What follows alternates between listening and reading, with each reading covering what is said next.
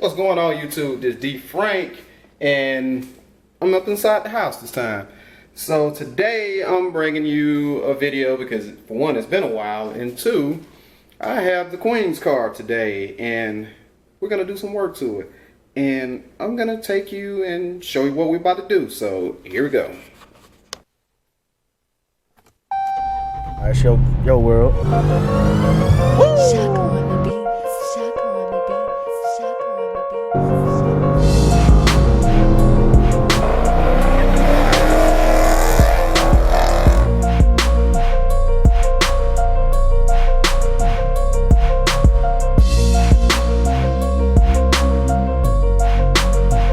This is D Frank, and you're riding in the black ScatPack. All right. As you can see, I opened the box up, and you can just look at those and tell what those are.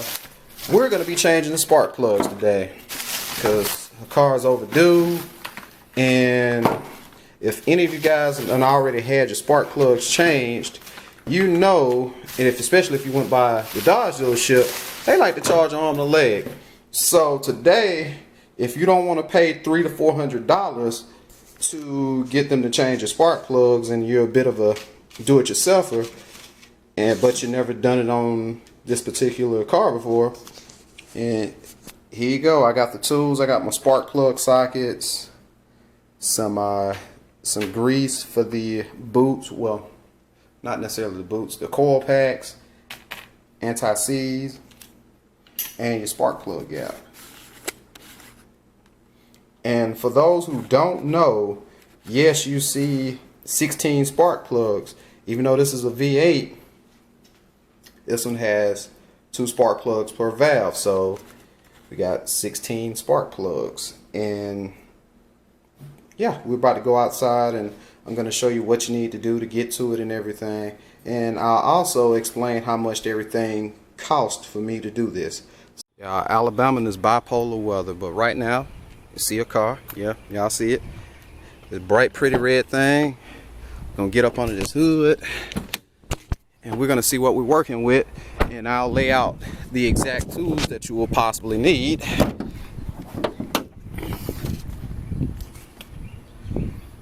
Yeah, it's a little bit dusty up under here, but that's not important right now. We're gonna take that valve cover off, and we're gonna get to it, and we'll show you exactly what is needed. Alright, before you get too deep into the job, it's always let me get that in focus. Always a good idea to survey everything and see what you're looking at. You see right here your coil packs, and as you see right here, you got your air box right here, and it looks like you'll probably need about a 10mm to remove that. So we already know 9 times out of 10 I'm gonna have to remove this air box to get to those. And then the ones in the back, maybe they might be an issue, but if you have some of these elbows, these U-joints, you should be fine. But I'm gonna lay everything out. All right, everybody, we're back real quick. I'm gonna go over some of the tools that I have laid out right now. We have a ratchet with an 8mm bolt. We got the joint set. I think we're just gonna only need the 3/8. I have a screwdriver, 3/8 drive torque wrench, anti-seize, the electric grease, spark plug gauge, a gap gauge, and the spark plug socket set. We're gonna need the 5/8, and I also got my GoPro there for another point of view video. So after that, I've got everything laid out. I'm about to strap this GoPro on, and I'm gonna get to work. And let me close her door, because I don't like to let the good smell of her car come out of there. And side note, before we get to work, for some reason there's nothing like having a legit car girl as a girlfriend. Her car smells good, and she knows her things about cars. But enough about that. I'm about to get to work.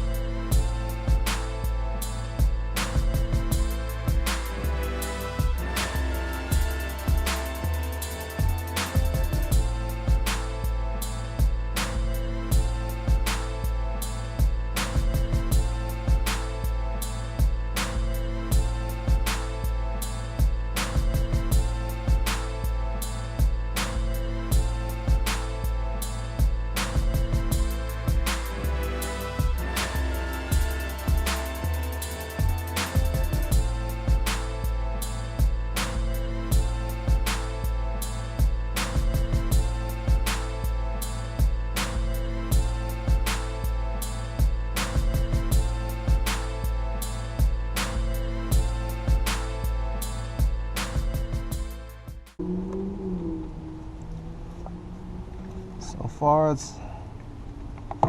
so good, everybody.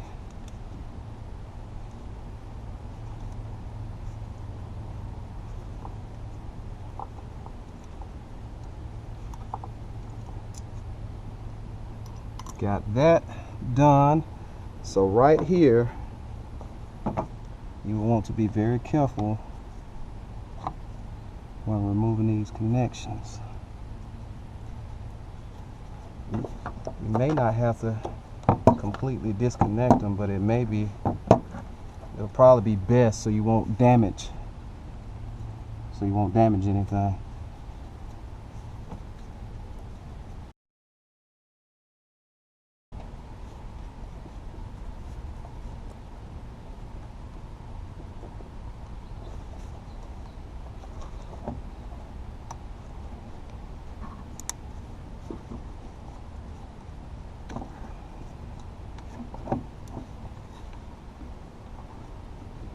Probably did.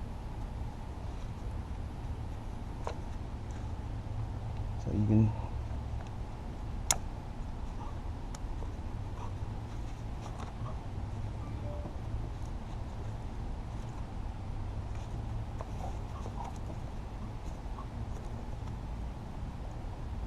you don't want to tug on these too hard or anything like that. So just take your time when disconnecting everything.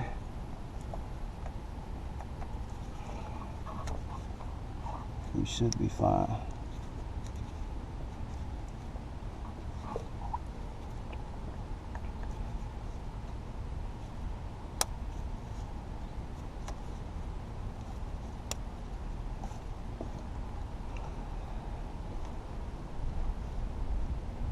When I have just a tad little leverage, but I don't want to damage anything at the same time. You really need to remove it. But down in there, you can see where your spark plugs are. So now what I'm gonna do,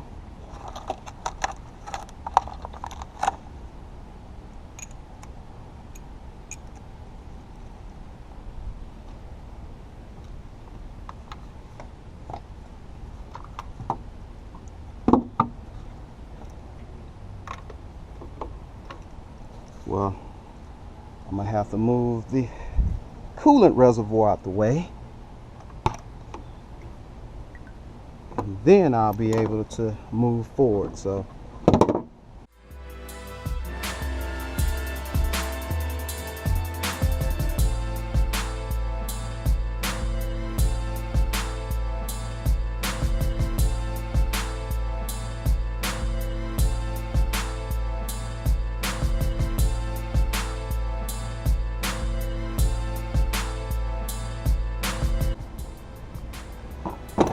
borrow this extension. Oh, take that piece out. Borrow this extension right here.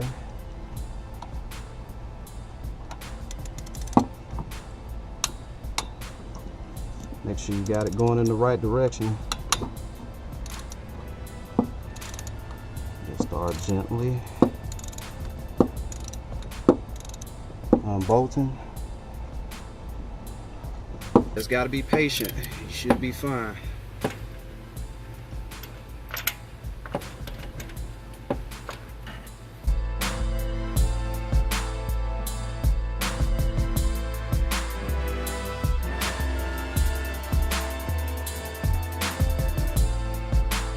Just take your time and you'll be fine.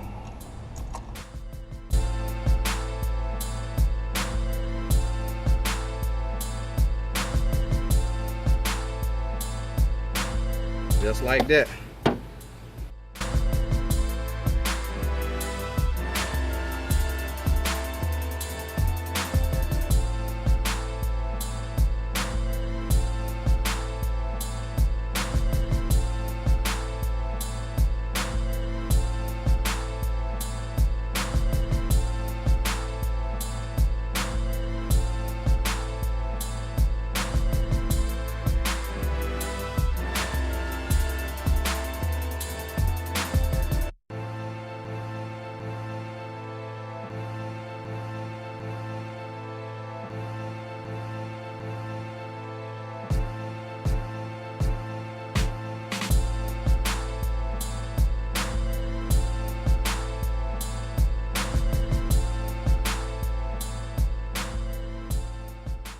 Everybody, I'm back. I just had to change sockets. This 5/8 that I had in my tool set was a lot tighter on there than this one.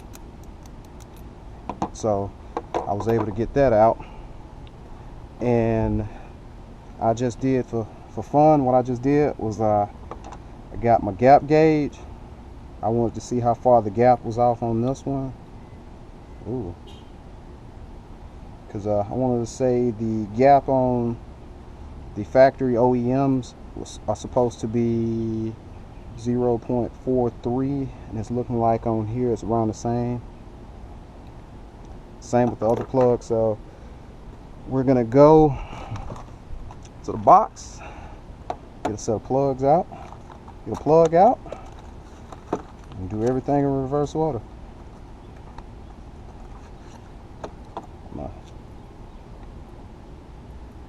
Check the gap. Make sure the gap is the same.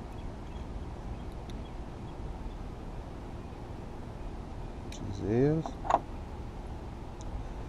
gonna put a little bit of anti-seize on here, so whenever the next time these plugs are to be changed, go in here. It should make it a tad bit easier. So where it, if it stays in there for a long time, where it shouldn't seize up and lock and those type of things. So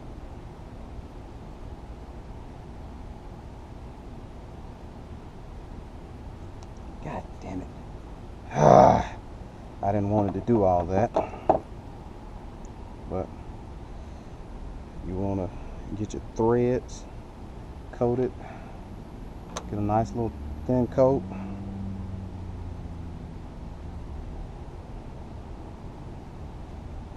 On your thread.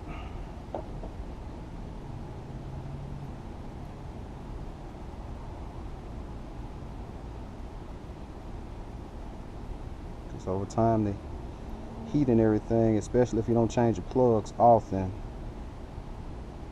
can definitely cause these things to seize up in there where you'll be trying to break your arm to, well, some people might end up breaking the plug trying to get it out of there.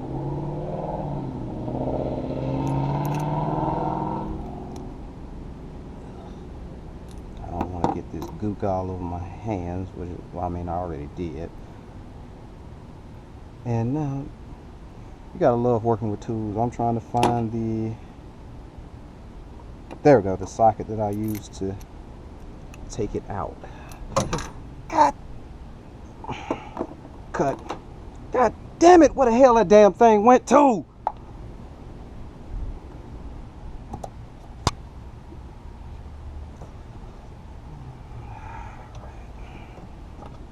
All right, I'm back.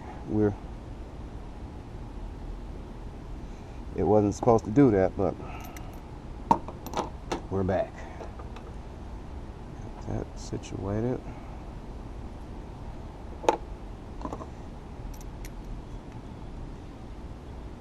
Make sure it's good and secured this time so it won't fall.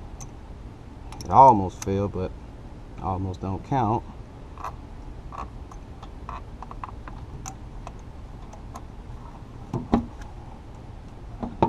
Alright, when we get it into place, make sure our torque wrench is spec'd for 23 foot-pounds. So we'll get up in here, get it in position, and go righty-tighty. Or if it makes it a bit easier, you can just take this out the way until you need to righty-tighty it.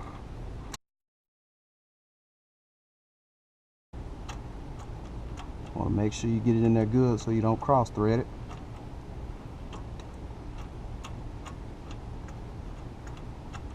That'll be a bad day.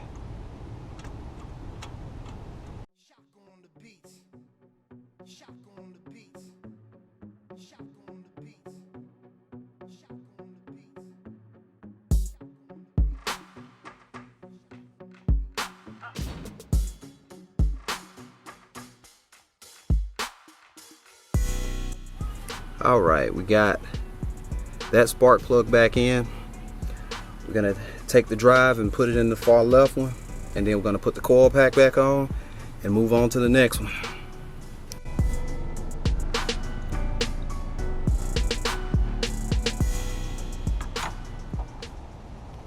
You have got to be kidding me.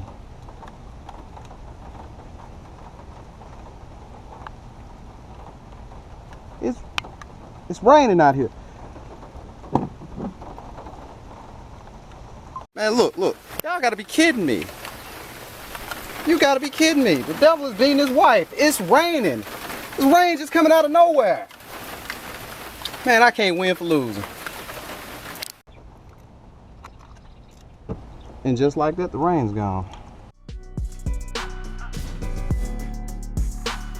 Electric grease. Right around here.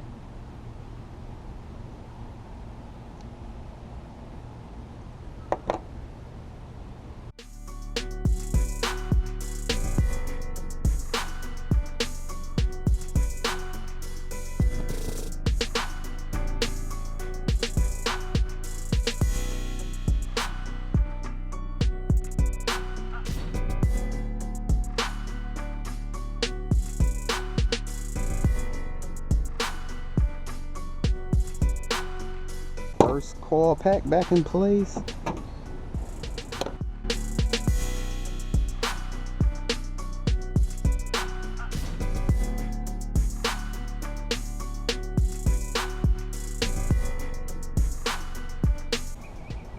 And I think after I get through with this set, I'm gonna put the air box back in place, strap the coolant tank back in place, and we're gonna go from there.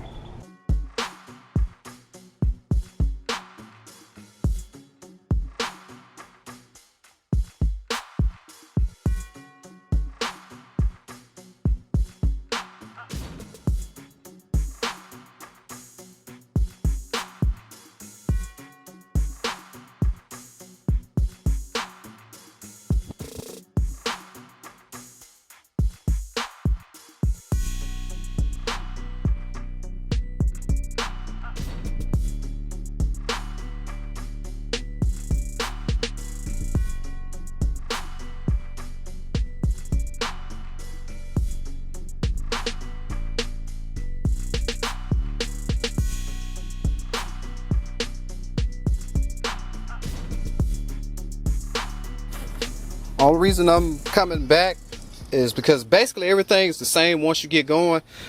It's best to use, once you get to the further back, it's best that you use two of your short extensions, because it'll basically sit perfect to where you can get your torque or your, let me get that out the way, where you can get your torque or your ratchet to drive just like that, where it won't be too long in the way.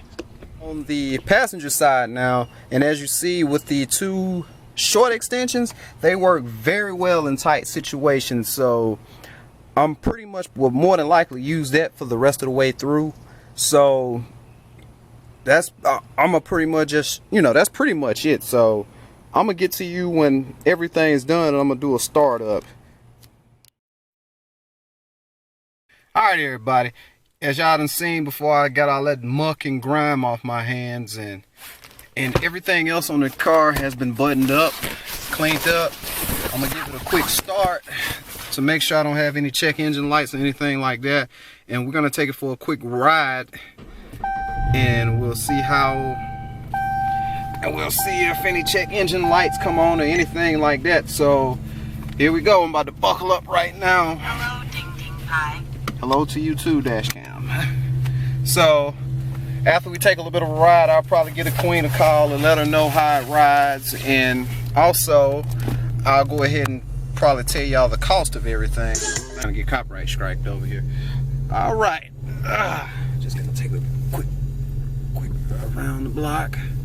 It's kind of creepy back in this little spot, but as y'all seen, it took me about a few hours, because I started right around about 2.5 hours because it's like, as I've said for like the third or fourth time, it's the first time I ever done this in this particular car. Then I had 16 plugs to go through, so it's a little bit time consuming, especially on some of the ones with the tight spots and having to remove the air box and move the coolant reservoir out the way. So yeah, it can be quite time consuming. But if you're into saving money and doing things yourself, it's well worth it, because I called the local dealership around here. The quote that they gave me was over $300. I can't remember if it was like $340, $390, but it was definitely a little bit over $300. So yeah, you can take that with a grain of salt. And when I had bought the plugs, I went on eBay. They were NGK. I think I will put the the specific plugs that I got in the description. I paid $55 maybe for those same plugs, and anywhere else you could find them. I've seen them going for anywhere between more than 50. I've seen them going for almost $200, and if you were to go to your local parts store, it'll probably be about $150, maybe $200 to get those same plugs. So yeah, and I also bought the anti-seize and the other coating that the boots for your coil packs too. So I just did a job that the dealership was gonna charge basically $400 for less than probably $70. So far it rides pretty good. It rides a little bit better than it did the last time that I remember riding in it. And also no check engine lights, and I would have to let Christy get up in here and drive it, and with the fuel mileage, and see how much better it do, because her car is currently sitting at 100,000, almost 101,000 miles pretty much. So yeah, and speaking of the Queen, I would like to thank her for giving me the opportunity to do this quick tune-up for, well, it wasn't quite quick, but this cost-effective tune-up versus taking it to the dealership. And the location of the coils is pretty much right around the same as a 392. I never popped the coils off of a Hellcat and seen if it's the same principle. So if you Hellcat owners that done it yourself, you can comment and say if it, if the coil packs are right around in the same location. But I know my Scat is about the same, so the same principle applies. But make sure if you're gonna do it for your Scat, make sure you get the right plugs. And as a matter of fact, I'm gonna go ahead and give the Queen a call real quick and let her know how everything. Your call has been forwarded to an automated voice messaging system. Well, with that being said, if you find this video useful, please share it, comment, subscribe if you haven't. And if it's something that you've seen that I could have did that'll make this process go a little bit faster for the next time I do it, whenever I change the plugs on my Scat, let me know. And I think I've seen something that'll help it go a little bit faster myself when I was out there doing it. But once I got to changing and y'all got the gist of everything, y'all it's all pretty much the same how you change them. So since I've done this stuff to the Queen's car, I think we're gonna come with a special video for y'all. It's been a while since she showed her face around here, so yeah, I will get up with y'all on the next one.